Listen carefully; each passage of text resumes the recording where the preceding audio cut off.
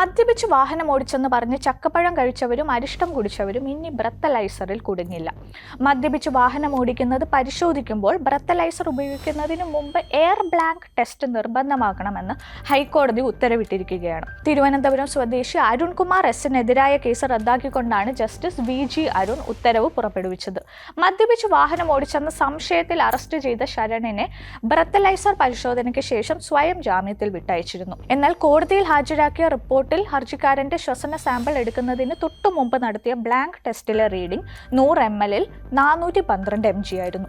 മറ്റ് വൈദ്യ പരിശോധന നടത്താത്തതിനാൽ രക്തത്തിലെ മദ്യത്തിലെ അളവ് കണ്ടെത്താനും സാധിച്ചില്ല. ഇത്തരം സാഹചര്യത്തിൽ മദ്യപിച്ചോ മയക്കുമരുന്ന് ഉപയോഗിച്ചോ വാഹനമോടിക്കൽ സെക്ഷൻ 185 പ്രകാരമുള്ള കുറ്റം നിലനിൽക്കില്ല എന്ന് കോടതി വ്യക്തമാക്കി. പരിശോധിക്കുമ്പോൾ ഉപകരണത്തിൽ 0.000 റീഡിംഗ് കാണിക്കുന്നുണ്ടെന്ന് ഉറപ്പാക്കണമെന്നും ഇതിനാവശ്യമായ നിർദ്ദേശങ്ങൾ പുറപ്പെടുവിക്കണമെന്നും DGPക്ക് ഹൈക്കോടതി നിർദ്ദേശം നൽകി. മുൻ പരിശോധനകളിൽ നിന്നുള്ള ആൽക്കഹോളിന്റെ അംശം ബ്രത്തലൈസറിൽ കലർന്നിട്ടില്ല എന്ന് ഉറപ്പാക്കുകയാണ് ബ്ലാങ്ക് ടെസ്റ്റിന്റെ പ്രാഥമിക ലക്ഷ്യമെന്നും കോടതി പറഞ്ഞു. ബ്ലാങ്ക് ടെസ്റ്റ് റീഡിംഗ് 0.000 എന്നതിനെ ആശ്രയിച്ചാണ് ബ്രത്തലൈസർ പരിശോധനയുടെ ആധികാരികത വിലയിരുത്തുന്നതെന്ന് കോടതി വ്യക്തമാക്കി.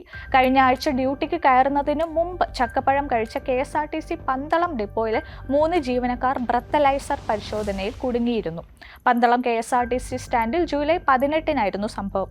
പരിശോധനയിൽ ഡ്രൈവർ മദ്യം കഴിച്ചിട്ടില്ലെന്ന് ഉറപ്പിച്ചു പറഞ്ഞു. എന്നാൽ മദ്യപാനം കണ്ടെത്താനുള്ള ഉപകരണത്തെ അവിശ്വസിക്കാനും വയ്യാത്ത അവസ്ഥയിലായി അന്ന് അധികൃതർ. മദ്യപിച്ചിട്ടില്ലെന്നും രക്തപരിശോധന വരെ നടത്താൻ തയ്യാറാണെന്നും ഡ്രൈവർ പറഞ്ഞതോടെ അധികൃതർ കുടുങ്ങി. സംഭവത്തിന് പിന്നിലെ കാരണം കണ്ടെത്തുന്നതിന് മറ്റൊരു ഡ്രൈവറെ പരിശോധിക്കാമെന്ന നിഗമനത്തിലെത്തി. നേരത്തെ നടത്തിയ പരിശോധനയിൽ മദ്യപിച്ചിട്ടില്ലെന്ന് തെളിഞ്ഞ ഒരു ജീവനക്കാരനെ വിളിച്ച് ചക്കപ്പഴം കഴിപ്പിച്ചു. പിന്നീടുള്ള പരിശോധനയിൽ അദ്ദേഹവും മദ്യപിച്ചിട്ടുണ്ടെന്ന് യന്ത്രം കണ്ടെത്തി. ഇതോടെയാണ് തേൻവരിക്കയാണ് സംഭവത്തിന് പിന്നിലെന്ന് തെളിഞ്ഞത്. തുടർന്ന് ബ്രത്തലൈസറിൽ കുടുങ്ങിയവരെല്ലാം നിരപരാധികളുമായി.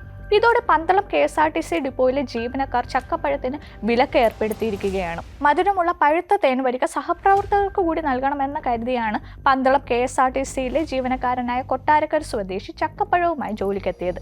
ഡ്യൂട്ടിക്ക് ഇറങ്ങും മുമ്പ് ഡ്രൈവർമാരിൽ ഒരാളായിരുന്നു ആദ്യം ചക്കപ്പഴം കഴിച്ചത്.